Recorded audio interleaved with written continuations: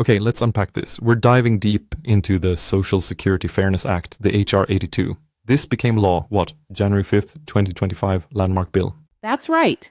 And it repealed two really long-standing provisions, impacted millions of public servants. Ah, But what's really fascinating, I think, is the political paradox that kind of popped up afterwards. paradox. How so? Well, despite huge support, you saw headlines suggesting some members of Congress who actually voted against it were maybe trying to take credit for it passing later on. Ah, okay. So that's our mission today, to cut through that rhetoric, look at the policy itself, and figure out what really happened. Exactly. Understand the dynamics behind this new law. All right, so HR 82, it tackled the windfall elimination provision, WEP, and the government pension offset, the GPO. These have been controversial for like ages, right? Oh, absolutely, for decades. Basically, WEP and GPO, they reduced or sometimes completely eliminated Social Security benefits Yeah, for folks who also got a pension from what's called non-covered public jobs.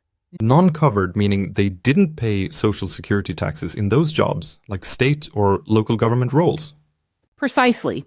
Think retired teachers, firefighters, police officers, lots of people in states with their own pension systems.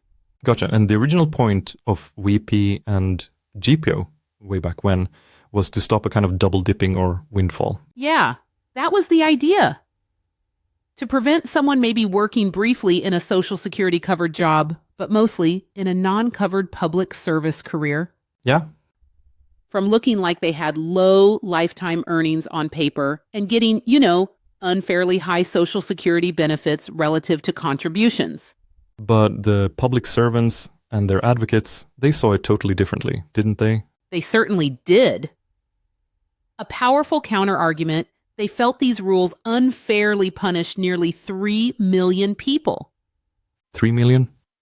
Yeah, punished them for choosing public service, denied them benefits they did earn during periods they were in covered employment. It was a huge fight, really a 40-year battle over fairness. Okay, here's where it gets really interesting. You mentioned the politics. It started with massive bipartisan support, like 330 House co-sponsors. Incredible support, way over the majority needed, but it still faced this really dramatic journey. Oh, so it got stuck. Oh yeah, stalled in committee for almost 2 years, which led to some pretty rare procedural stuff. Like what? Well, first they used a discharge petition to force it onto the House floor. Oh, where a majority basically bypasses the committee leadership. Exactly. And then, even crazier, this pro forma gambit on election day. Wait, what? Pro forma, like a skeleton session. Right. 2 members tried to kill the bill during one of these super sparsely attended sessions. Real ambush attempt. That bold. Didn't work though. No. House leadership reversed it pretty quickly, but it shows you the lengths some went to. Thankfully, that cleared the way. And the final votes were really strong. Overwhelming. 327 to 75 in the House and 76 to 20 in the Senate. Decisive. So, okay, if it was that popular, why the nay votes? Why did 95 members of Congress vote against it? Good question. The main reasons cited were largely fiscal concerns. The bill was estimated to cost around $200 billion over 10 years. 200 billion. Okay. And the CBO, the Congressional Budget Office, projected it would speed up Social Security's overall insolvency date by about half a year. So a solvency concern. Anything else? There was also this sort of counter-fairness argument.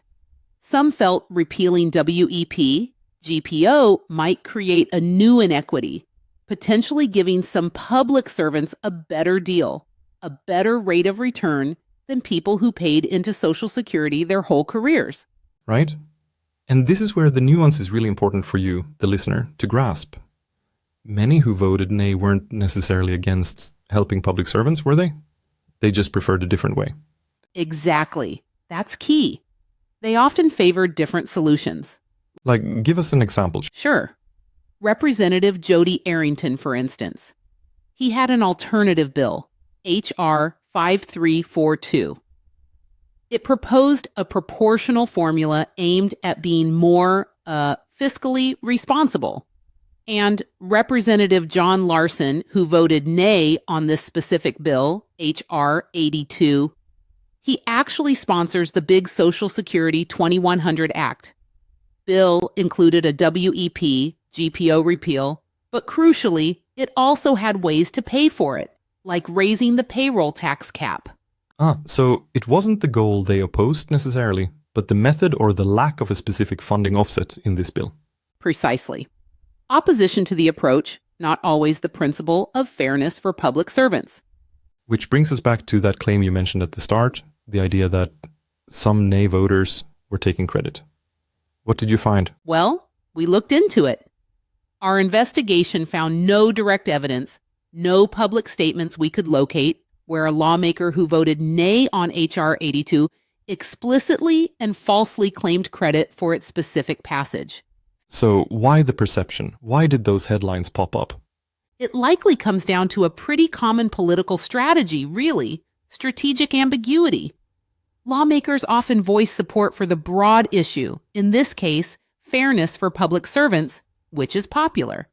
But they might oppose a specific bill addressing that issue because of other concerns, like the cost, as we discussed. So they can say, I support helping teachers and firefighters, even if they voted against this particular bill. Right. And that nuance, that distinction between supporting the cause versus supporting the bill can easily get lost or misinterpreted, especially in quick news hits. It looks like hypocrisy, even if it's technically about policy differences. Okay, so wrapping this up, what does it all mean? Well, first, the Social Security Fairness Act, H.R. 82, it's undeniably a huge victory. Millions of public servants fought for this for 40 years. A long time coming. Definitely. But it also really shines a light on this enduring tension in how we govern, doesn't it? The tension between? Between delivering popular benefits to specific deserving groups, which people want. Yeah. And dealing with the massive long-term fiscal health of big programs like Social Security. Right, the big picture challenge. Exactly. So it leaves an important question maybe for you to think about. How do we strike that balance? How do we provide that immediate necessary relief while also tackling the huge complex job of making sure Social Security is secure for everyone down the road? A tough balancing act. Something to